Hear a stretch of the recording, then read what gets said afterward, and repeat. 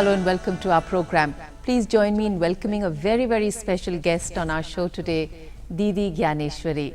Didi Gyaneshwari is from the International Brahmarishi Mission. What is her mission? What is the mission's mission? And what brought her along this path?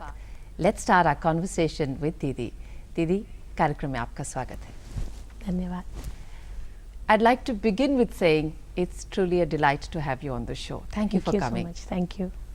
Didi, you have a master's in English, you have a master's in philosophy, you're a state awardee of portrait painting. Life was looking up, all avenues were open, and this is the path to work with tribal children which you chose for yourself. How did you start on this path? Our Guruji, Brahmarishi Vishwatma Bhavraji Maharaj, he always wanted that education should be a mission, and nowadays it's just going in a wave of profession. And to make education a mission instead of being a profession, I chose this path, and I always thought that using our own qualifications and using our own capabilities for oneself, that everybody is doing. और यही कारण था कि अपनी योग्यताओं का, अपनी qualities का, अपनी डिग्रीज़ का फ़ायदा सिर्फ अपने लिए ना उठाकर दूसरों को उसका लाभ मिले. और मैं चाहती तो चंडीगढ़ में मैं पढ़ी थी, वहाँ बहुत सारे स्कूल्स कॉलेजेस में I could do that, but मुझे लगा कि उन लोगों के लिए काम करना ज़्यादा ज़रूरी है जिनको देखने वाला कोई नहीं है. और यही एक कारण था कि चंडीगढ़ से छोड़कर मैं मध्य प्रदेश गई और वहाँ के वनवासी बच्चों के लिए काम करना मेरा एक चयन था, मेरे जीवन की एक यात्रा का पड़ाव था वो. आपने वनवासी बच्चों को चुना, tribal, the poorest of the poor. Any reason? हमारे गुरुजी ने एक बार कहा था कि ये वनवासी वो लोग हैं जो भगवान राम के वनवास काल में उनके साथ थे. और उनकी वो बात मुझे बिल्कुल छू गई कि अगर भगवान की सेवा करने वालों की सेवा करने का मौका मिले तो इससे अच्छा अवसर कोई नहीं होगा. और दूसरा कारण ये था कि जिनको आज हम आदिवासी कहते हैं या वनवासी कहते हैं, मूल में ये क्षत्रिय जातियां हैं. और पुराने समय में ये होता था कि किसी जाति विशेष को या किसी व्यक्ति विशेष को किसी कारण से राज्य से निष्कासित कर दिया जाता था तो जंगल, पहाड़ और नदियाँ इन क्षेत्रों में भेज दिया जाता था, क्योंकि वो किसी राजा के क्षेत्र के हिस्सा नहीं होते थे. ये जातियाँ जब उन क्षेत्रों में निष्कासित कर दी गई तो पीढ़ियाँ बीत गई, सदियाँ बीत गई, और ये अज्ञान के अंधेरे में वैसे के वैसे डूबते चले गए. और आज ये स्थिति है कि इन क्षेत्रों के लोगों की पीढ़ियों में कोई पढ़ा लिखा नहीं है, जबकि मूल में ये क्षत्रिय जातियाँ थी. तो इनको अपनी वो खोई हुई गरिमा और उनका एक अपना स्वाभिमान वापस लौटाने का केवल एक ही रास्ता था कि इनको शिक्षित किया जाए, क्योंकि शिक्षा के बिना अज्ञान का नाश नहीं हो सकता. तो इसीलिए हमारी संस्था ने ये रास्ता ढूंढा कि क्यों ना इन बच्चों तक अगर हम स्कूल को नहीं पहुंचा सकते तो बच्चों को वहाँ से लाकर पढ़ाया जाए. दीदी, कहीं ये धारणा कि आप बच्चों के साथ काम करती हैं, नहीं, आप बच्चों के पेरेंट्स के साथ काम करती है, बिकॉज उनका तो माइंडसेट पहले चेंज करना है. तो कुछ स्ट्रगल्स जो आपने फेस करी वहाँ पर, इनके बारे में बताइए. स्ट्रगल थोड़ी नहीं, हमें बहुत स्ट्रगल फेस करनी पड़ी. मुझे याद है अगस्त 1999 में जब हम लोगों ने पहली बार ये प्रकल्प शुरू किया था, मध्य प्रदेश में जबलपुर और शहडोल 2 स्थानों पर हमने शुरू किया था. उस समय हमें गांव-गांव में घूमना पड़ा था और मुझे पूरा दिन लग जाता था पूरे एक गांव में, एक घर में घूमने में, और एक बच्चे के माता पिता को मैं कन्विंस नहीं कर पाती थी, क्योंकि उन लोगों के दिमाग में पहले से ऐसी परिस्थितियां उन क्षेत्रों में बन चुकी थी कि उनको ये लगता था ये हमारे बच्चों को ले जाएंगे, बेच देंगे, इनसे मजदूरी करवाएंगे, और चूंकि हम साधु वेश में थे तो उनको लगता था कि हमारे बच्चों को भी साधु बना देंगे. तो कोई भी परिवार अपने बच्चों को भेजने के लिए तैयार नहीं था. फिर उन्हीं के बीच के कुछ लोगों को हमने कन्विंस किया कि आप हमारे साथ चलो, आपकी बात वो लोग ज़्यादा समझेंगे. तो कई दिनों की, लगभग 15-20 दिन की मेहनत के बाद हमें शुरुआत में 10 बच्चे मिले. उनको फिर हम वहाँ से लेकर आए, क्योंकि ग्रामीण क्षेत्रों में प्राइमरी स्कूल्स तो सब जगह हैं जी. उसके बाद की शिक्षा एक चैलेंज है, और प्राइमरी स्कूल्स तक भी गांव में एक विद्यालय है, उसमें एक अध्यापक है, उस स्तर की शिक्षा नहीं मिल पाती. और वैसी सुविधाएं भी नहीं है। अब तो बहुत विकास हो गया है। जिस समय हमने शुरू किया था वो बच्चे अधिकतर ऐसे गांव में थे जहां लाइट भी नहीं थी।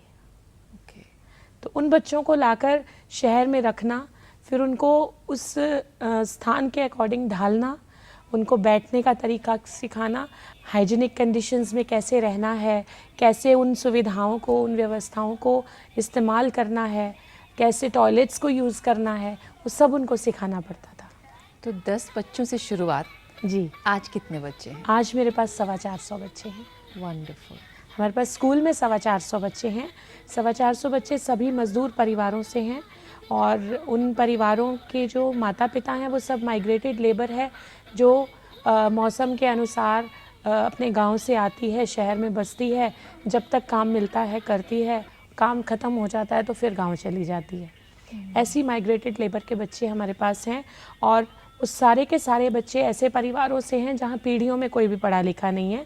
मतलब हम स्कूल में जितना टाइम उनके लिए लगाते हैं उसके अलावा उनको घर में कोई पूछने वाला नहीं कि आपने होमवर्क मिला है जी, क्या पढ़ाया जा रहा है, आप लोग स्कूल जाके पढ़ते हैं या नहीं पढ़ते, या कुछ बच्चे घर से निकलते हैं रास्ते में खेल के ही वापस चले जाते हैं। तो वो भी हमारी स्ट्रगल का एक हिस्सा है कि डेली रिकॉर्ड रखना कि कितने बच्चे घर से चले और कितने स्कूल पहुँचे। तो पेरेंट्स के साथ रेगुलर तालमेल, कम्युनिकेशन वो बनाना पड़ता है जी। और 450 बच्चों के लिए बिल्कुल ज़ीरो फीस स्कूल है जी। कोई फीस नहीं है और बुक्स भी हम ही देते हैं उनको ये पढ़ने के लिए। तक है? अभी 10वीं तक है। इस वर्ष से हम 12वीं के लिए अप्लाई कर रहे हैं क्योंकि 10वीं के बाद लड़के तो जो हैं वो तो शहर के बड़े स्कूलों में चले जाते हैं, लेकिन जो बेटियां हैं वो शिक्षा से वंचित रह जाती हैं, 10वीं के बाद नहीं पढ़ पाती। किसी पेरेंट या किसी माता पिता के ग्रुप को कन्विंस करते हैं कि अब आपके बच्चों को पढ़ना चाहिए, तो क्योंकि हर एक बच्चा एक कमाई का सोर्स है, वो भी पैसे घर में लाता है, चाहे बाल मजदूरी करे। जी जी जी। तो ये जो शिफ्ट है ये कैसे लाए? बहुत कठिन था। हालांकि हम ये भी नहीं कह सकते कि हम अभी तक उसमें पूरे सफल हो चुके हैं, क्योंकि जब कोई त्योहार, जैसे हमारा आश्रम जो है, विद्यालय हमारा, वो नर्मदा जी के तट पर है, बिल्कुल बिल्कुल पास में नर्मदा जी बहती हैं। तो नदी किनारे बसने वाले बहुत से ऐसे परिवार हैं जिनका जीवन नाव पर आधारित है। तो नाविक परिवार में छोटे छोटे बच्चे बचपन में ही नाव चलाना सीख जाते हैं।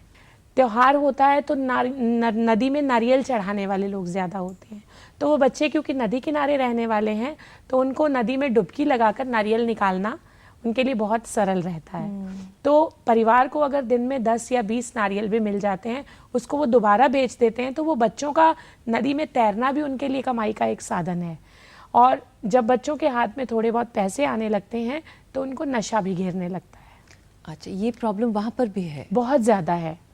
तो उन बच्चों को कन्विंस करवाना, उससे पहले उनके माता पिता को कन्विंस कराना कि आप बच्चों को कमाई का साधन ना समझकर इनको योग्य बनाइए, क्योंकि जब तक ये पढ़ेंगे नहीं तब तक इनमें योग्यता नहीं होगी, और जब तक योग्यता नहीं होगी तब तक ये अपने अधिकारों को भी नहीं समझ पाएंगे। और अब तो हमने बच्चों के साथ साथ उनके माता पिता को भी पढ़ाने का संकल्प किया है कि कम से कम उनकी माताएं जो हैं वो अपना नाम लिखना सीख जाएं, थोड़ी बहुत गिनती सीख जाएं, क्योंकि मजदूरी करने वाले लोगों के साथ जो बिल्कुल अनपढ़ हैं उनको धोखा देने वाले लोग भी होते हैं, ज्यादतियां होती जी जी। तो इसलिए उनके साथ, ये बच्चों के साथ साथ माता पिता को भी शिक्षित करना बहुत ज़रूरी हो जाता है। और हमारे साथ कुछ और संस्थाएं भी सहयोग देती हैं कि उन बच्चों को हम कैसे मजदूरी करने से रोकें। अभी भी काफ़ी बच्चे पास आउट हो गए हैं, आई थिंक जो माता पिता की इकोनॉमिक स्टेटस है उससे थोड़ा ऊपर ही हैं, तो ये उनको प्रेरित नहीं करता माता पिता को कि अब हम बच्चों को फिर से भेजें अपने दूसरे? करता है। 450 बच्चे तो वो हैं जो दिन में हमारे पास पढ़ने आते हैं, उनमें से 60 बच्चे ऐसे हैं जो हमारे पास छात्रावास में रहते हैं। ओके। वो बच्चे 24 घंटे हमारे पास रहते हैं। जो फर्स्ट बैच में हमारे पास बच्चे आए थे, आज उन्हीं में से 2 बच्चे हमारे अपने ही स्कूल में जहाँ से वो बच्चे पढ़े थे, आज वो खुद वहीं पर टीचर हैं। ओह वंडरफुल। एक ने उसमें से संस्कृत में पोस्ट ग्रेजुएशन की है, आचार्य कर ली है, वो 10th क्लास तक संस्कृत पढ़ा रहा है। तो जब हमारे छोटे बच्चे उनको देखते हैं कि हमारे ही गांव के लोग, हमारे ही जाति के लोग आज योग्य बन गए हैं और हमारे ही स्कूल के टीचर्स हैं, हम ही लोगों को आकर पढ़ा रहे हैं, तो उनको बहुत प्रेरणा मिलती है। अभी एक बच्चा जो हमारे पास आज से लगभग 6 साल पहले हमारे पास आया था जी। उसने 12th करने के बाद प्री इंजीनियरिंग टेस्ट दिया और इसी साल उस बच्चे की इंजीनियरिंग जबलपुर के टॉप मोस्ट इंजीनियरिंग कॉलेज में सिलेक्शन हो गई मैकेनिकल इंजीनियरिंग में। Wonderful, wonderful. तो वो बच्चा सिर्फ हॉस्टल के या स्कूल के बच्चों के लिए नहीं, वो अपने पूरे ग्रामीण क्षेत्र की, वो पूरी बेल्ट के लोगों के लिए एक आदर्श है। और उसी में से एक बच्चा है जो अभी बीकॉम कर रहा है, एनसीसी में गया, डिस्ट्रिक्ट में अपने कॉलेज में अकेला सिलेक्ट हुआ एनसीसी की परेड के लिए, और वो रिपब्लिक डे की परेड के लिए उसकी प्रैक्टिस चल रही है। तो कितना गर्व उसको तो महसूस उसको होता है। वो पूरे उस एक गांव में नहीं, आसपास के कई 10-20 गांव में अकेला बच्चा होगा जो राष्ट्रीय स्तर पर एक परेड के प्रदर्शन में जाएगा। तो उन बच्चों का वो जो कॉन्फिडेंस लेवल है वो इतना हाई हो गया है कि उनको देखकर हॉस्टल के बाकी बच्चों में भी एक होड़ हो गई है। अब कोई 11th में जाकर बायो के सब्जेक्ट्स ले रहा है, वो कहता मुझे डॉक्टर बनना है। और अब हमें गांव-गांव घूमने की ज़रूरत भी नहीं पड़ती, क्योंकि एडमिशन्स के जब दिन आते हैं तो उससे पहले से लोग हमें संपर्क करना शुरू कर देते हैं कि हमारा बच्चा, हम यहाँ एडमिशन कराना चाहते हैं। लेकिन अब हमारी विडंबना ये है कि इतने कि हमारे पास इतनी व्यवस्थाएं नहीं हैं कि हम इतने सारे बच्चों को अकोमोडेट कर सकें। एक क्राइटेरिया रखना पड़ता है कि इतने ही बच्चे हम रख पाएंगे, उसके बाद की वेटिंग लिस्ट को हम नहीं रख पाएंगे। वेटिंग लिस्ट रहती है कि इनमें से अगर कोई बच्चा, कई बार कुछ बच्चे घबरा जाते हैं। दीदी, आपने इससे पहले बात की कि आपकी सुविधाएं और आपके रिसोर्सेज जो हैं आपके पास वो सीमित हैं, कैसे सारे बच्चों को ले। और I know that this is your first interview, this is the first time you're coming on any media forum to even talk about the work that you're doing. So somewhere to say that you're dedicated and you're carrying on your work and yet you're so shy of sharing it with the rest of the world. But doesn't that stop you from really expanding your mission? मेरा ये जो काम है मैं इसको कोई propaganda के रूप में नहीं करती हूँ।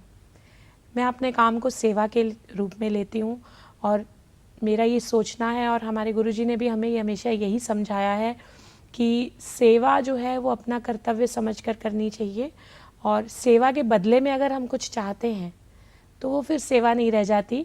नौकरी और सेवा दो अलग अलग चीज़ें होती हैं। बदले में हम फेम चाहें, नेम चाहें, प्रेज चाहें, प्रोपेगेंडा चाहें, तो वो फिर सेवा नहीं रह जाती। तो मेरा अपना एक सोचने का ढंग रहा है। हाँ, रिसोर्सेज हमारे पास लिमिटेड हैं, लेकिन हमारे समाज ने उसके लिए हमें सहयोग भी भरपूर दिया है, तभी हम इतने सालों से इसको कर पा रहे हैं। समाज का सहयोग में, समाज आज हमारा एक प्राचीन भारतीय संस्कार रहा है शेयरिंग का। हमारी संस्कृति जो है वो त्याग पर आधारित है, ना कि राग पर। तो हमारे उस आध्यात्मिक विचारधारा को ही प्रयोग में लाते हुए कि आज हमारे बहुत सारे शहर के परिवारों के पास इतना ज़्यादा है कि उनको पता नहीं हम कहाँ खर्च करें, और हमारे आने वाली जो युवा पीढ़ियां हैं उनको भी एक मार्गदर्शन चाहिए कि हमें अपने जीवन में सिर्फ राग को स्थान ना देते हुए त्याग को स्थान देना है। हमारे बच्चों के पास इतने कपड़े हैं पहनने के लिए कि उनकी बारी नहीं आती महीनों तक, क्योंकि मैं खुद भी एक ऐसे ही परिवार से आई हूँ। लेकिन जब मैंने जाकर वहाँ की परिस्थितियाँ देखी उन क्षेत्रों की, तो मुझे लगा कि हम कौन सी दुनिया में जी रहे हैं। अगर आज की हमारी युवा पीढ़ी ये समझ जाती है कि हमारे पास जितना है उसको हम कंपेयर करके देखें जिनके पास बिल्कुल नहीं है, तो we'll be thankful for what we have. True. तो उन परिवारों के बच्चों को हम उत्साहित करते हैं, प्रोत्साहित करते हैं कि आप अपने अलावा किसी और के बारे में भी सोचना सीखें। तो जब ऐसे परिवारों के बच्चों से हम मिलते हैं, लोगों से मिलते हैं, तो उनको हम कहते हैं कि आप अपनी डेली सेविंग्स में से ऐसे नीडी बच्चों के लिए कुछ चाहें। और इसी तरह से उन लोगों को प्रेरणा देते देते हम अपने उन लिमिटेड रिसोर्सेज में जितना ज़्यादा से ज़्यादा कर सकते हैं वो करते हैं। हाँ, ये ज़रूर है, हम उन बच्चों को सिर्फ नेसेसिटीज़ देते हैं, लग्जरीज़ नहीं। लग्जरीज़ उनको देने लगेंगे तो वो फिर अपने गांव में लौट के जाने के काबिल नहीं रहेंगे, अपनी संस्कृति को सस्टेन नहीं कर पाएंगे। उनकी सांस्कृतिक विचारधारा भी बनी रहे, उनका सांस्कृतिक रंग भी बना रहे, और वो आज की इस जेट एज में मॉडर्न टेक्नोलॉजी से भी परिचित हों। इस तरह का हम प्रयत्न करते हैं कि उनको नेसेसिटीज़ सब देते हैं लेकिन लग्जरीज़ नहीं। तो जब हम एजुकेशन की बात करते हैं, हमने इसको एक as a commerce, as a commercial angle, that we need to get educated, we need to get a job.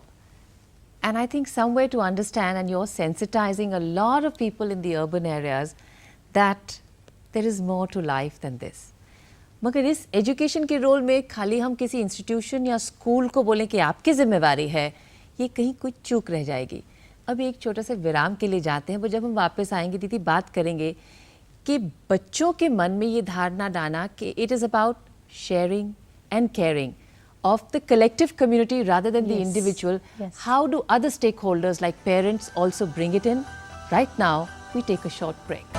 कार्यक्रम में आपका स्वागत है. हम बात कर रहे हैं दीदी ज्ञानेश्वरी से, जो हमें बहुत सारी जीवन के बारे में सीख दे रही हैं. आइए सीखते हैं. दीदी, when we talk of stakeholders, जब हम और stakeholders की बात करते हैं कि एक बच्चे की एजुकेशन को कंप्लीट करने में और पेरेंट्स का क्या रोल है? मैं समझती हूँ कि सिर्फ पेरेंट्स का रोल नहीं है. एक बच्चे की एजुकेशन में या एक बच्चे को योग्य बनाने में इस समाज के हर एक व्यक्ति का पूरा पूरा रोल है. जैसे हम खुद को ले लें, आज अगर हम ये कहें कि हम सन्यासी हैं और क्वालिफाइड सन्यासी हैं, तो अपनी इस स्थिति तक पहुंचने के लिए सिर्फ हम अपने को और अपने पेरेंट्स को जिम्मेदार नहीं समझ सकते. आज तक हमने जितना कुछ इस समाज से लिया है, जिस सड़क पर हम चले हैं, उसको हमने हमारे पेरेंट्स ने नहीं बनाया. जिन कपड़ों को हमने पहना है, उसको हमने या हमारे पेरेंट्स ने नहीं बनाया. जिन किताबों को हमने पढ़ा है, सिर्फ हमारे घर में छपी हुई तो नहीं थी. जो हमने खाना खाया आज तक, वो पता नहीं कितने हज़ारों लाखों लोगों के परिश्रम का परिणाम था. तो हम जो कुछ भी हैं, जो हमारे अंदर जो भी योग्यता है, वो हम समझते हैं कि हमारे पूरे समाज का, पूरे राष्ट्र के हर एक व्यक्ति के योगदान से है. जैसे एक उदाहरण के लिए मैं बोलना चाहूँगी कि एक व्यक्ति अगर ये चाहे कि अपने लिए 100 या 1000 चीज़ों का निर्माण कर ले, तो वो नहीं कर सकता. लेकिन एक व्यक्ति ये चाहे कि मैं 1000 या लाख या करोड़ों लोगों के लिए एक वस्तु का निर्माण करूं, तो वो कर सकता है. इसीलिए जो कुछ भी हम अपने जीवन में जिन भी चीज़ों का, जिन भी संसाधनों का प्रयोग करते हैं, वो पूरे समाज के एक एक्यूमुलेटिव, जिसे हम कह सकते हैं कि एफर्ट है. तो हम आज जो कुछ भी बने हैं वो पूरे समाज के सहयोग से बने हैं. और अगर हम ये सोचें कि हम अपने प्रयत्न से बने हैं, तो हम अपना काम कर रहे हैं, अपना पैसा कमा रहे हैं, अपना जीवन बना रहे हैं, दूसरों के लिए हम क्यों करें? नहीं. ये एक हमारी भारतीय विचारधारा रही है कि हमारे यहाँ का सिस्टम विनिमय से चलता है, परस्परम भाव्यंतर से चलता है, पूरे समाज के परस्पर सहयोग से है. तो इस समाज के निर्माण का दायित्व जब पूरे समाज का है, तो हमारे अंदर योग्यता भी पूरे समाज के कारण ही है. और जो हमें मिला है, जब तक हम उसके बदले में इस समाज को कुछ देंगे नहीं, इस समाज के हर एक अंग को कुछ देंगे नहीं, तब तक हम इस समाज से उऋण नहीं हो पाएंगे. और ये जो शेयर करने की, बांटने की भावना है, ये हर एक आप छोटे से बच्चे में देख लीजिए, नेचुरली आती है. बट कहीं जब वो बड़ा होता है, क्योंकि आसपास की एनवायरनमेंट ऐसी होती है कि वो अपने बारे में सोचने लगता है, पहले मेरा हो जाए, और फिर वो मेरे का तो कोई अंत है ही नहीं. तो कहीं ये जो सेंसिटाइजिंग है, सबसे आसपास उसके पास कौन होते हैं? पेरेंट्स होते हैं, रिश्तेदार होते हैं, फिर स्कूल आता है, फिर कम्युनिटी आती है. तो ये एक वर्चुअस साइकिल शुरू करने के लिए आपने बोला हमारी संस्कृति में, हमारे समाज में ये value system border line, base line है, फिर ये लुप्त हो रही है. तो इसका लुप्त ना होना, ये हम कैसे इंश्योर कर सकते हैं? इसके लिए बचपन से ही हमारे यहाँ जो शास्त्रीय संस्कार हैं, उसके लिए पेरेंट्स को जागृत होना पड़ेगा. क्योंकि बच्चे को आज के समाज में हम देख रहे हैं कि आधुनिकता की इस दौर में हमारी समाज की जो विचारधारा है, वो एक समाजवादी ना होकर व्यक्तिवादी होती जा रही है. बिल्कुल. और हम एक इंडिविजुअलिज्म के एक घेरे में अपने आप को बांधे हुए हैं. हमारे यहाँ संयुक्त परिवार का एक सिस्टम था, joint family system. Joint family system में हर चीज़ को बांट कर खाने का एक सिस्टम था कि हर एक को अलग अलग नहीं दिया जाता था. लेकिन आज हमारे समाज में संयुक्त परिवार तो दूर की बात रह गई है, परिवारों में एक एक बच्चा है, तो एक एक बच्चे में भी अगर बांटने का तो कहीं कोई सवाल ही पैदा नहीं होता. जहाँ 2 भी हैं, तो वहाँ 2 बच्चों के लिए भी माता पिता कहते हैं कि नहीं, आपका अलग है, आपका अलग है, उसमें माता पिता अपनी हैसल को कम करना चाहते हैं कि अगर बच्चों को हम शेयर करने के लिए कहेंगे ये झगड़ा करेंगे, हाँ लड़ेंगे और फिर हमारे लिए परेशानी है, इसलिए इससे अच्छा है कि इनको पहले ही अलग अलग दे दें, कंपार्टमेंट कर। ये 3 शब्द का जो मंत्र है ना, अलग, ये हमारे समाज को तोड़ रहा है। भले वो हमारे बच्चों में हो या हमारे सामाजिक पारिवारिक समस्याएं जो आज आ रही हैं उनमें भी यही कारण है। ये जो एक सीमा रेखा हमने अपरेंटली हमारे समाज में दिख रही है वो तो है, लेकिन हमने अपने दिमागों में भी सीमा रेखा बना दी है। इस सीमा रेखा को तोड़ना बहुत ज़रूरी है। हमारे यहाँ रामचरितमानस की जो एक बहुत बड़ा एक आदर्श हमारे सामने है, वो कथा भी त्याग पर आधारित है। अगर उसमें राम जी ने अपने माता पिता की आज्ञा पालन करके राज्य का त्याग किया है, तो भरत जी की महिमा केवल इसीलिए है कि उन्होंने भी माता पिता की आज्ञा का उल्लंघन करके राज्य का त्याग किया है। इसमें महिमा माता पिता की आज्ञा पालन की नहीं है, महिमा इसमें त्याग की है। आज महात्मा भरत हम इसीलिए कहते हैं कि उन्होंने त्याग किया। अगर मैं हमेशा, मेरा बहुत सारे युवा वर्ग के सदस्यों से, कॉलेजेस के स्कूल्स के स्टूडेंट से मेरा बहुत मिलना होता है, क्योंकि मैं बच्चों में काम कर रही हूँ और उस पीड़ा को, माता पिता की पीड़ा को भी हम समझ रहे हैं जी। तो बच्चों में हम जब काम करते हैं तो हम सबसे पहला संदेश उनको यही देते हैं कि अपनी दिनचर्या में किसी दूसरे के सुख के लिए अपने सुख का त्याग करके हम देखें। और मैं चाहती हूँ, हमें ये लगता है कि हमारे समाज का हर एक सदस्य अगर दूसरों के सुख के लिए अपने सुख का त्याग करना सीख लेंगे ना, भले हम सड़क पर जाते हुए किसी को हाथ पकड़कर किसी वृद्ध को सड़क पार भी करवाएंगे, उसके बदले में जो आत्मिक संतोष मिलेगा उसका मुकाबला हम आज की इस मटेरियलिस्टिक वर्ल्ड की किसी भी चीज़ से नहीं कर सकते। तो त्याग की भावना जो है वो हमें बच्चेपन से अपने स्कूलों में ही बच्चों में देनी होगी। लेकिन आज का कुछ वातावरण ऐसा बन गया है कि हम बच्चों को उस रास्ते पर चला नहीं पा रहे हैं। और मैं समझती हूँ कि माता पिता की बात बच्चे कम मानते हैं, उनके लिए आदर्श उनके टीचर्स होते हैं। अगर माँ ये कहे ना कि 2 और 2 4 होते हैं, लेकिन टीचर ने कहा कि 2 और 2 5 होते हैं, तो सही होते हुए भी बच्चा कहेगा नहीं, मेरी टीचर ने कहा है। मैं समझती हूँ कि हमारे अध्यापकों का आज बहुत बड़ा कर्तव्य है इस समाज को सही दिशा में लेकर जाना। इसीलिए हम लोग स्कूल्स के माध्यम से, हमारी जो संस्था है, हम लोग मध्य प्रदेश में तो हमारे वनवासी बच्चों के लिए 4 विद्यालय चल रहे हैं, लेकिन हमारे पूरे देश में लगभग 30 विद्यालय चल रहे हैं, जिसमें समाज के हर वर्ग के लिए स्कूल्स हैं। क्योंकि संस्कारों की आवश्यकता केवल वनवासी क्षेत्रों के और ज़रूरतमंद लोगों को ही नहीं है, हमारे पैसे वाले जो परिवार हैं, जो हाई लेवल सोसाइटी है या मीडियम लेवल के भी जो हमारे परिवार हैं, उनको भी आज, उनके बच्चों को भी संस्कारों की बहुत ज़रूरत है। बिल्कुल, क्योंकि ये सारा कुछ आर्थिक स्थिति या अच्छे आर्थिक जीवन को व्यतीत करने के लिए नहीं है, ये एक अच्छे जीवन को व्यतीत करने, क्योंकि हमारी जो भारतीय जीवन परंपरा रही है, जीवन शैली रही है, वो भौतिकवाद पर आधारित नहीं रही है, वो अध्यात्मवाद पर आधारित रही है। और आध्यात्मिकता जो है वो हमारी भारतीय जीवन शैली का प्राणाधार है। और जब तक हमारे समाज में, हमारे बच्चों में वो स्पिरिचुअलिटी नहीं आएगी कि सिर्फ एक पूजा पद्धति को अपना लेना धर्म नहीं है। धर्म है क्या? धर्म तो एक जीवन जीने की विधा है कि हम पहले अपने प्रेजेंट स्टेटस को समझ लें कि हम क्या हैं और हम क्या होना चाहते हैं। उस हैं से होने तक का जो मार्ग है वो धर्म है। लेकिन उसको रिलीजन कहकर आज हमारे समाज ने हमारी युवा वर्ग को बहुत भटका दिया है। एक्चुअली रिलीजन किसी चीज़ के लिए बनाया गया था, मगर उसके साथ जो बाकी रिचुअल्स जुड़ गए हैं वो मूल तो खो ही दिया है। वो रिचुअल्स की हम लोग घंटियां ही बजाते हैं, वो केवल साधन मात्र हैं। हाँ। अपने आप को कंसंट्रेट करने के, वो हमारा साध्य नहीं है। साध्य तो है टू नो दाई सेल्फ, उसको हम भूल गए हैं। हम केवल आज धर्म को मनोनिग्रह का साधन ना मानकर मनोरंजन का साधन मानकर बैठ गए हैं और उसी में टिक गए हैं। बिल्कुल। और इससे पहले दीदी आपने त्याग की बात की, कहीं ये भी हार्ड वायरिंग या दिमाग में बात घुसा दी जाती है कि त्याग आपके लिए वो कम कर देगा। ये नहीं जानते हैं कि जैसे ही आप त्याग करेंगे तो इट्स अ कलेक्टिव कम्युनिटी, आपकी ही बढ़ोतरी होती है। वो इसीलिए है कि हम लोगों की जो सोच है वो एक सीमा में बंधी है। हमारे यहाँ शास्त्र कहता है भूमा एव सुखम न अल्पम। हमने सुख को केवल भौतिक और ऐन्द्रिक सुख की परिभाषा में बांध दिया है, जबकि सुख जो है वो भौतिक और ऐन्द्रिक सीमा में बंधा हुआ नहीं है, वो तो आत्मा की अनुभूति की चीज है। संतोषाद उत्तम सुख लाभ, और जब हम उसको एक सीमा में बांध कर रख देंगे तो हमें उतना ही दिखेगा जितना हम अपने आसपास देख पा रहे हैं। लेकिन जब हम सीमा से ऊपर उठ जाएंगे, असीम में पहुंचेंगे, तो हमारा दृष्टि का दायरा भी बढ़ता है। उसके लिए जरूरी है कि हम अपनी सीमा से, व्यक्तिगत और पारिवारिक सीमा से निकल कर देखें, तब हम समाज का वो समग्र रूप देख पाएंगे। और हमारे यहाँ तो राष्ट्र को राट कहा गया है, और राट जो है वही परमात्मा का प्रत्यक्ष स्वरूप है।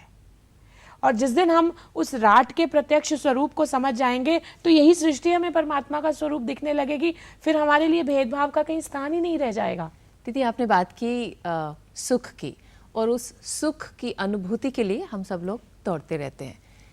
दुख में तो काफ़ी लोग फील करते हैं हम दुख में तो जीते हैं। ये दुख क्या है?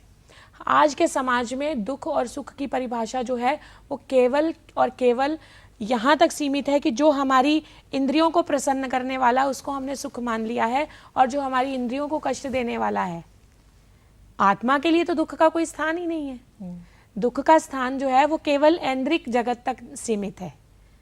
जहाँ हमारे अनुकूल वातावरण नहीं मिलता, हम वहाँ दुखी हो जाते हैं। हम कहते हैं हम दुखी हैं, लेकिन आत्मा जो है वो आत्मा तो एक ऐसा जगत है जहाँ सीमा के लिए कोई स्थान ही नहीं है। इसीलिए मैं बात कर रही थी ना कि जब तक हम असीम में नहीं पहुँचेंगे तब तक हम दुख की अनुभूति करते हैं। जैसे हम अभी यहाँ पर बैठे हैं, हम जब तक इस कमरे के अंदर बैठे हैं तब तक हम सीमित दायरा है हमारा।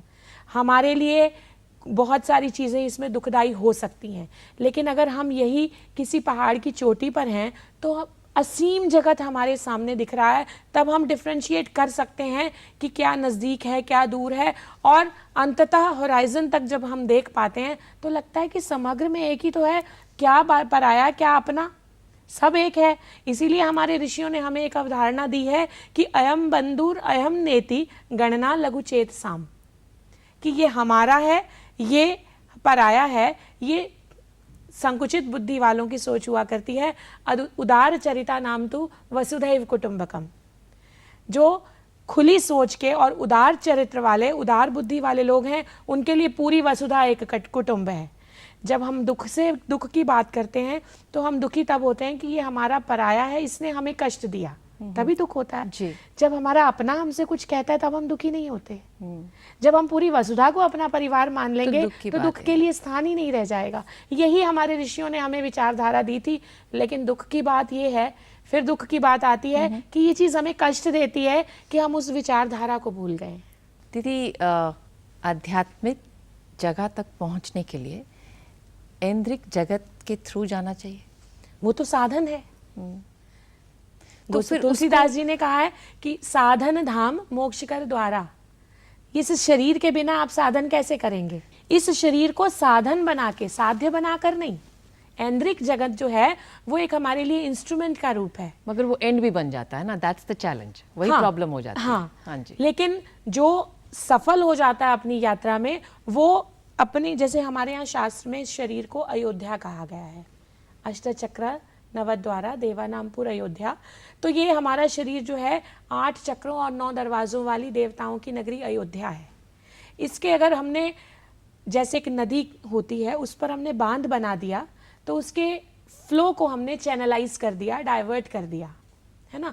इसी तरह से हमारे चित्त का, हमारी चित्त की जो वृत्तियां हैं उनका फ्लो है, उसको हम अगर इसके ये द्वारों को खुला है, हम बाहर देख रहे हैं, जितना हम देख रहे हैं उतना डाइवर्ट होते जा रहे हैं, उसी आउटवर्ल्डली लाइफ में हम जी रहे हैं। लेकिन जब हम इनको बंद करेंगे, इसको डाइवर्ट करके, चैनलाइज करके इन्वर्ट हो जाएंगे, तो शरीर तो एक साधन मात्र है, एक इक्विपमेंट है। आप कोई भी काम करना चाहते हैं, आप कुछ रिकॉर्डिंग भी करते हैं, मैं आप ही की भाषा में बात करूंगी, तो आपका उद्देश्य केवल कैमरास या इंस्ट्रूमेंट्स नहीं है, आपका उद्देश्य उसके थ्रू अपने उस संदेश को समाज तक पहुंचाना है। तो हमारे अंदर का समाज क्या है? हमारे अंदर का समाज हमारी आत्मा है। हमने उस परमात्मा के संदेश को अपने अंदर तक पहुंचाना इस इंस्ट्रूमेंट को यूज करते हुए। तो शरीर का उद्देश्य तो केवल साधन मात्र है, ये अपने आप में साध्य नहीं है। हम साधक हैं, शरीर साधन है, और साध्य तो हमारा ओरिजिनल एड्रेस जो है, जहाँ से हम आए हैं, वापस उस तक जब तक नहीं पहुँचेंगे तो हम पूर्ण कहाँ होंगे। और उसमें हमारा जो इंस्ट्रूमेंट है उसको हम केवल अपने लिए अगर जब तक यूज़ करते रहेंगे तब तक हम स्वार्थी हैं। लेकिन जहाँ उसको अपने लिए ना यूज़ करके उसके माध्यम के लिए हम कामनाओं को यूज़ ना करके उसकी जगह हमारे अंदर भावनाएं आ जाएंगी, जिस दिन हमारी कामनाएं भावनाओं में बदल जाएंगी तब हमारी वृत्तियां समाज के लिए, परमार्थ के लिए डाइवर्ट हो जाएंगी, तो वो त्याग बन जाएगा। जब वो डाइवर्ट ना होगा, कामनाएं होंगी तो राग का कारण होंगी, और कामनाएं चेंज होके भावनाएं बन जाएंगी तो त्याग का कारण बन जाएंगी। बिल्कुल। और उसी में आत्मिक सुख है। दीदी, I now want to talk about riches. You know, जो हमारे पास जो हम सोचते हैं इतनी सामग्री है, जो हम फिजिकल वर्ल्ड में बोलते हैं कि we have so many riches with us, and we perceive that people who are living in areas which are not economically so forward, they are really deprived. But असली मूल्य और असली riches तो वहाँ बसती हैं. I wanted to share with our audience आपके experience में कुछ इतने सुंदर नगेट्स जो आपने बिल्कुल वनवासियों के साथ काम करके पाए हों, and you want to share it with the rest. मेरे लिए तो मेरे नगेट्स वही बच्चे हैं। क्योंकि समाज के उस धन का सदुपयोग करते हुए हमने जो बच्चे तैयार किए हैं वो आगे चल के समाज की सेवा में लगेंगे, ये मेरा दृढ़ विश्वास है। और एक बात मैं ज़रूर कहना चाहूँगी कि जिन बच्चों में हम काम कर रहे हैं, समाज की उन रिचेस का सदुपयोग करके जिन बच्चों के ऊपर लगा रहे हैं, हम निश्चित ही समाज को आदर्श नागरिक देंगे, और आदर्श नागरिकों से आदर्श समाज की रचना होगी, और आदर्श समाज जो है वो एक आदर्श राष्ट्र की रचना करने में ज़रूर सफल होगा। क्योंकि उन बच्चों को हम एक ऐसा संस्कार दे रहे हैं, बहुत ऑनेस्ट बच्चे हैं, बहुत सिंसियर हैं, बहुत हार्ड वर्किंग हैं, लेकिन वो एक ऐसे कोयले की खान में छुपे हुए हीरे हैं जिनको पहचानने की, जिनको तराशने की, और फिर उनकी चमक समाज को दिखाने की ज़रूरत है। तो उनके जीवन से कुछ मूलधन जिनके सहारे से वो जीते आए हैं और जो हमारे लिए सीख बन सकती है, सादगी हो, कितनी सारी और चीज़ें, बहुत सारी चीज़ें हैं उन बच्चों के लिए। मैंने जैसे पहले भी कहा था कि हम लोगों के कबर्ड्स में, आम समाज में आज हम देखते हैं तो इतने कपड़े होते हैं कि हम लोग संभाल नहीं पाते हैं और बारी नहीं आती दोबारा पहनने की। लेकिन उन बच्चों के पास जो कपड़े वो गाँव से पहन कर आते हैं वही उनकी मूल संपत्ति होती है। और कभी दिन त्योहार पर हम उनके लिए नए कपड़े लाते हैं, हमें भी लगता है ये बच्चे हमारे समाज का अंग हैं, और हमारे सहयोगियों को भी लगता है कि इन बच्चों के लिए हम अपने परिवार के लोगों के लिए ला रहे हैं तो बच्चों के लिए भी लाएं। जब उनको नए कपड़े मिलते हैं तो वो उनके लिए वो उनकी पूरी संपत्ति होते हैं, सहेज के रखते हैं, और कभी उनमें हमने लोभ नहीं देखा कि इसके अलावा भी हमें और ज़्यादा मिलता जाए। वो उसी में इतने खुश रहते हैं। ये मुझे लगता है कि अगर हर व्यक्ति जो उसके पास है उसकी वैल्यू करना सीख जाए, ये बहुत बड़ी सीखने वाली बात है। और कुल मिलाकर उनको अपनी वो गांव की जो एक वातावरण है, गांव का रंग है, गांव की मिट्टी है, वो बहुत प्यारी है। हम उनको कितनी भी सुविधाओं में रख लें, कितने भी एडवांसमेंट की दुनिया में ले जाएं, लेकिन लौट के वो अपनी नेचर में ही जाना चाहते हैं। ये मुझे उनसे बहुत अच्छा लगता है। और कभी कभी मुझे लगता है कि इन बच्चों से सीखने वाली बात है कि दुनिया का रंग जितना भी चढ़ता जाए, हमें अपने रंग को छोड़ना नहीं चाहिए। बहुत सुंदर, बिल्कुल। तो जो आपका जो करिकुलम है, क्या क्या आप उनको सिखाते हैं, ये बाकी स्कूलों के करिकुलम से अलग है? हमारे स्कूल का करिकुलम जो है वो तो स्टेट बोर्ड का सिलेबस ही है, लेकिन एक चीज़ हमने उसके साथ जोड़ी है कि हमारे बच्चों में हमें प्रतिष्ठा या स्थापना किस विचार की करनी है। हम आदि भौतिक जगत पर ना चलकर आध्यात्मिक रास्ते पर भी चलें, और हमारे बच्चों के अंदर अपने राष्ट्र के प्रति भी समर्पण की भावना हो। इस विचारधारा को बच्चों में समर्पित करना है कि केवल अपने लिए ना करके हम राष्ट्रवादी विचारधारा के साथ चलें। अगर हमारे समाज में कोई नुकसान हो रहा है तो केवल हमारा व्यक्तिगत नुकसान नहीं है, वो हमारे राष्ट्र की हानि है। अगर हमें कोई लाभ हो रहा है तो उससे केवल हमारा विकास नहीं हो रहा, वो हमारे राष्ट्र का विकास हो रहा है। तो इस विचारधारा को बच्चों में स्थापित करना हमारा शिक्षा के माध्यम से मूल उद्देश्य है। दीदी, एक छोटे से ब्रेक के लिए जाएंगे। जब वापस आएंगे तो आप कि ये जो जर्नी है, ये जो रास्ता आपने इख्तियार किया है एक साधक बनने के लिए, from an urban setting to this setting, I am sure मन में बहुत सारे सवाल आए होंगे, बहुत सारी लड़ाइयाँ लड़ी होंगी आपने अपने साथ। कुछ उनके बारे में बात करते हैं क्योंकि वो हम सब की लड़ाइयाँ हो सकती हैं और हम सबको वो मदद करेंगी आपसे आंसर्स वो सुन के। We go in for a short break. Stay with us. Happy to have you back on our show.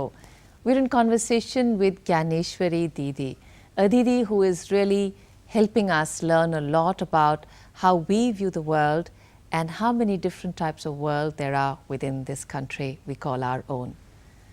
Didi, your journey from a proper middle class urban setting, and then you got yourself educated in various fields, and then this journey of not only choosing a different path but choosing to change or understand yourself completely.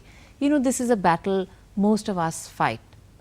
You started it very early, normally in the late 30s, and that's when this kashmakash starts happening in our hearts. Some questions, some challenges, कुछ वाद विवाद जो मंथन आपके मन में हुआ, वो मंथन शेयर करिए। मैंने ये रास्ता चुना था आज से लगभग 22 वर्ष पहले, और उस समय मैंने अपनी ग्रेजुएशन कंप्लीट कर ली थी, पोस्ट ग्रेजुएशन चल रही थी। तो हमारे गुरुजी एक कविता गाया करते थे, क्योंकि गुरुजी से मैं तब से जुड़ी थी जब से मेरा जन्म हुआ था, हमारा परिवार उनसे जुड़ा था। तो एक कविता गुरुजी के मुंह से सुनी थी कि मेरी अपनी पगडंडी है, मैं चलता हूँ, तुम चलो उसी पथ पर जिस पर सब जाते हैं। कांटों पर पाँव बढ़ाता है कोई कोई, अक्सर फूलों की गैल सभी अपनाते हैं। तो मुझे उस समय लगा कि गुरुजी की ये पंक्तियाँ जो हैं ये एक संकेत दे रही हैं मुझे, कि गुरुजी अक्सर कहा करते थे जो भीड़ में चलते हैं वो भेड़ों का झुंड हुआ करता है, सिंह हमेशा अकेला चला करता है। तो बचपन से ही ऐसा स्वभाव था कि चैलेंजेस लेने की आदत थी। तो गुरुजी की उन पंक्तियों ने एक चैलेंज मेरे सामने लाकर रख दिया कि सारा समाज, हमारे आसपास के लोग एक ही विचारधारा में बहते चले जा रहे हैं। अगर उसी विचारधारा में हम भी बह गए तो हमने कुछ अलग नहीं किया। तो कुछ अलग करने की एक चाह थी। तो उस समय हमारी उस चाह को, एक वृत्ति को गुरुजी ने पहचाना और एक संकेत दिया कि तुम्हारा रास्ता अलग है। चैलेंजेस आए क्योंकि आज के मॉडर्न एज में, मॉडर्न एजुकेशन में चलने वाले अपने बच्चों के लिए हर एक माता पिता का एक स्वप्न होता है। हमारे माता पिता को भी थोड़ा अटपटा लगा था, लेकिन जब उन्होंने हमारा दृढ़ संकल्प देखा तो उनको लगा कि इसके जीवन में किसी भी तरह से रुकावट डालना इसके साथ न्याय नहीं है। तो उन्होंने भी हमारा साथ दिया और पहले 6 वर्ष तक अपनी पूरी साधनाएं की, गुरुजी के निर्देशानुसार साधनाएं की। उसमें भी चैलेंजेस आए, लेकिन गुरुजी के आशीर्वाद से, उनकी कृपा से उन साधनाओं में भी पूरे उतरे। और 1998 में हरिद्वार के कुंभ में, महाकुंभ में संन्यास की दीक्षा मिली। तो जब आप ये साधना कर रहे थे तो कभी मन में ये शक नहीं आया शायद मैंने जल्दी चुन लिया या सही रास्ता अपने लिए अभी कभी के लिए? नहीं, कभी पीछे मुड़कर देखने का ध्यान भी नहीं आया, क्योंकि शायद पूर्व जन्मों के कोई संस्कार रहे होंगे ऐसे। और ऐसा मानना है कि विधि का विधान ऐसा होता है कि ईश्वर ने जिनको अपनी सेवा के लिए चुनना होता है वो उनसे अपना काम कराते हैं। मैं अपने ऊपर ईश्वर कृपा समझती हूँ कि उन्होंने एक कार्य के लिए हमें चुना है। प्रार्थना यही रहती है कि उनका कार्य जिसके लिए हमें उन्होंने चुना है उसको हम पूरे सामर्थ्य के साथ और पूरे भावनाओं के साथ पूरा कर पाएँ। चैलेंजेस आए क्योंकि इस तरह का एक प्रोजेक्ट चलाना, मैंने 92 में इस रास्ते पर पैर रखा था और 99 में मैं जबलपुर आई वनवासी बच्चों में काम करने के लिए। बच्चों के साथ काम करना एक अपने आप में बहुत चैलेंज था, क्योंकि 24 घंटे में उन बच्चों को केवल स्कूल और केवल हॉस्टल देना ही उद्देश्य नहीं था। बच्चे अपने माता पिता से दूर थे, उनको कभी अपने माता पिता की कमी महसूस ना हो, उनको प्यार भी पूरा मिले, उनको ममता भी पूरी मिले, उनको संभाल भी पूरी मिले। और सबसे बड़ी बात, न्यूट्रिशनल डेफिशिएंसीज जिसमें वो बच्चे अभी तक पल रहे थे, आपको जानकर हैरानी होगी कि हमारे पास हॉस्टल के जो बच्चे आते हैं, हर साल उन बच्चों में से कोई ना कोई बच्चा ट्यूबरकुलर निकलता है। क्योंकि वो जिन क्षेत्रों में रहते हैं वो हाईली इंडेमिनिक एरियाज हैं और बच्चे बहुत इजीली ट्यूबरकुलर इन्फेक्शंस कैच कर लेते हैं, तो उनका इलाज करवाना भी हमारी जिम्मेदारी में ही आता है। तो कुल मिला के चैलेंजेस तो बहुत थे। दीदी, आपने चैलेंजेस की बात की। हमारे जीवन में जब चैलेंजेस आते हैं तो काफ़ी हद तक हम लोग कभी कभी बोलते हैं छोड़ो, नहीं करना, वो घबराहट से आ जाती है। तो चैलेंजेस को फेस करने के लिए कोई मूल मंत्र? मूल मंत्र ये है कि हम अपने उद्देश्य को याद रखें। हम बीच में छोड़ो नहीं करना तभी करते हैं जब हम अपने उद्देश्य को गौण समझते हैं कि इसको नहीं पूरा करेंगे तब भी चल जाएगा। लेकिन जब हम अपना उद्देश्य याद रखते हैं, हमारा टारगेट हमें याद रहता है, तब हम बीच में छोड़ो वाली बात नहीं करते। वही इंस्पायर टारगेट करता है। हाँ, टारगेट को पाना जो है वो हमें कभी भी बीच में छोड़ने के लिए प्रेरित नहीं करेगा। तो अब कुछ भी हो जाए इसको करना है। अब हम एम की बात करते हैं, उद्देश्य की बात करते हैं। कभी कभी तो हमें अपना उद्देश्य ही नहीं मालूम होता।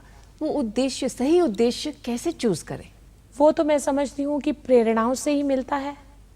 हमें अपना रास्ता, जैसे हम बच्चों को कहते हैं कि आजकल के जॉब ओरिएंटेड जो हमारा जीवन है जी, छोटे बच्चे से ही पूछना, नर्सरी क्लास से ही बच्चों के दिमाग में माता पिता बैठाना शुरू कर देते हैं कि तुम्हें बड़े होकर क्या बनना है, पूछते हैं ना।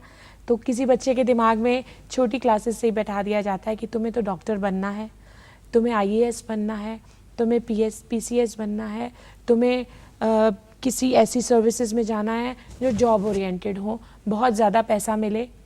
तो अलग अलग हमारे दिमाग में हमारे माता पिता गोल्स बैठा देते हैं।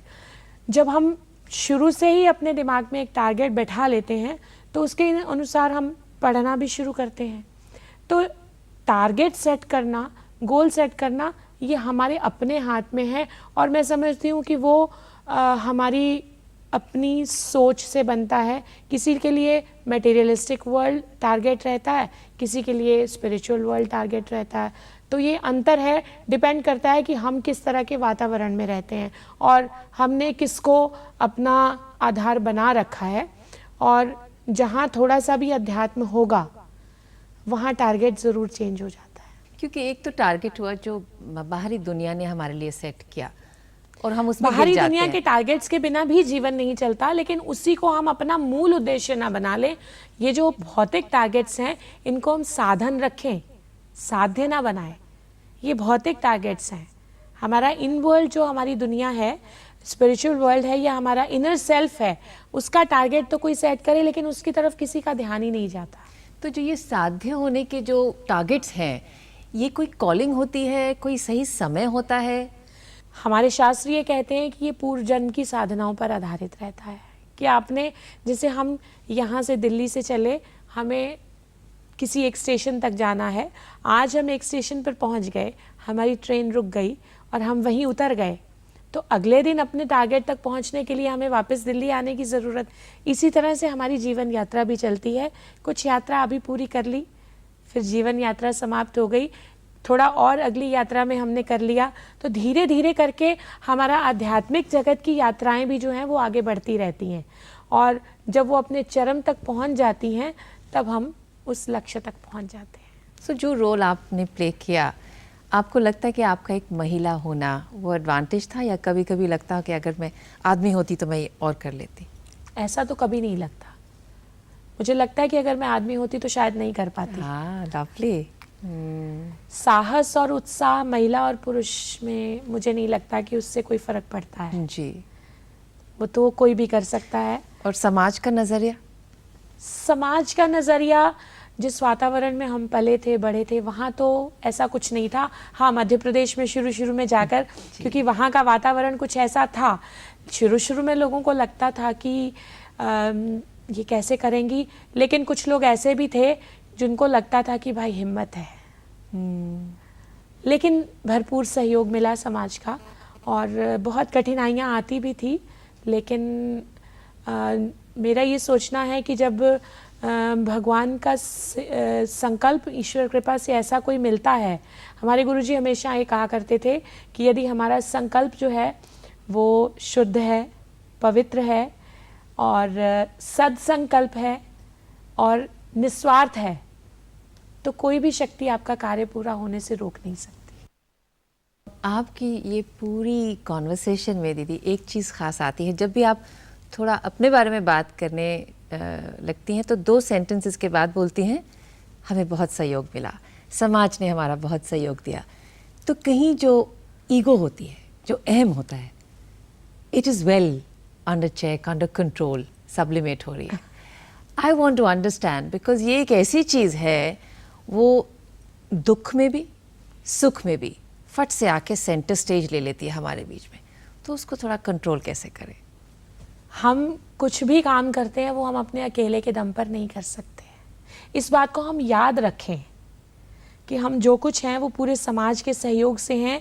अकेले से हम ना डॉक्टर बन सकते हैं, ना इंजीनियर बन सकते हैं, ना साइंटिस्ट बन सकते हैं, ना साधु बन सकते हैं। क्योंकि साधु हम तब हैं जब समाज हमें उस दृष्टि से स्वीकार करता है। सेवा हम तब कर पा रहे हैं जब इस पूरे समाज के सहयोग से मैं काम कर रही हूँ। क्योंकि हमने तो साधु जीवन अपनाया है, तो हम तो कोई बिजनेस कर नहीं रहे। इस समाज के सहयोग से ही एक तरफ से लेकर दूसरी तरफ हम दे रहे हैं। केवल बीच में एक माध्यम मात्र हम बने हुए हैं। जिस दिन इसको हम भूल जाएंगे कि हम एक माध्यम मात्र हैं, उस दिन अहम हमारे अंदर आना शुरू हो जाएगा। और अहम जो है उसको ख़त्म करने का, ईगो को ख़त्म करने का एक ही साधन है, वो है सेवा। जब तक हम सेवा नहीं करते तब तक हम अहंकार से पोषित होते रहते हैं। आई थिंक वो मूल सेंटेंस कि हम तो सिर्फ एक माध्यम है, माध्यम मात्र है, और हमको चुना गया है। तो ये तो खुशकिस्मती है कि हमें चुना गया है, चुना गया है। और इस बात को याद रखें। हाँ जी, क्योंकि अगर हम इस बात को भूल जाएंगे कि हमें चुना गया है सेवा के लिए और हम स्वयं कर्ता बन जाएंगे, तो वो बात आपने पहले जो कही थी कि मैं मेरा, जब हम स्वयं को कर्ता मानने लगेंगे तो वो मैं और मेरा के साथ बहुत लंबी लिस्ट जुड़ जाती है। जब तक हम अपने आप को माध्यम मात्र मानेंगे तो ना तो फिर मैं है ना मेरा है। और माध्यम और देखिए, यही मोह जो है, यही मैं और मेरा जो है, यही सारी परेशानियों की, सारी भेदभाव की जड़ है। बहुत सुंदर दीदी, आप आए, दूरदर्शन आपके काम के लिए माध्यम बन सका, ये हमारी खुशकिस्मती। बहुत बहुत धन्यवाद, बहुत कुछ सीखा आपसे बात करके। धन्यवाद।